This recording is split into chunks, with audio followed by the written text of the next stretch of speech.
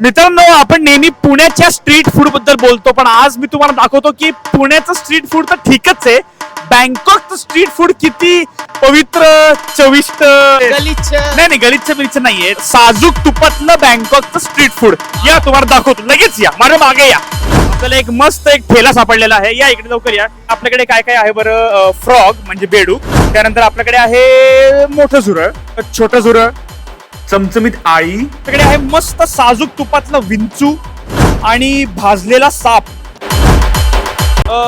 करण शेठ, हे काय आहे? हे मला असं वाटतं झुरळचे आजोबा वाटतंय. आपण झुरळ काय म्हणजे भाकरी सोबत चांगला लागेल का पुरी सोबत? मला असं वाटतं ऍज पर माय कन्व्हिनियन्स हा. तंदुरी नान.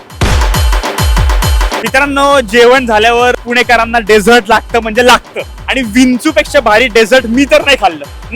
खाऊच शकत नाही, मी तर बघूच शकत नाही. म्हणजे आईस्क्रीम, फालुदा, मस्तानी आणि त्याच्यावरती एक विंचू. बाप, एंड.